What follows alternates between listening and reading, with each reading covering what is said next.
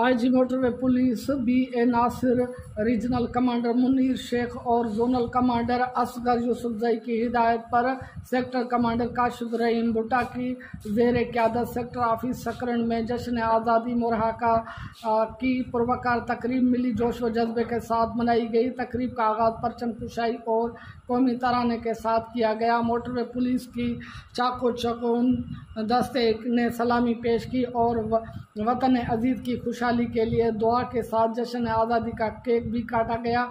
Motorway police sector की इमारतों और गाड़ियों पर कौमी परचम लहराते रहे, जबकि सायरन और नारे तकबीर की गूंज में नेशनल हाईवे पर शानदार फलक मार्च भी किया गया।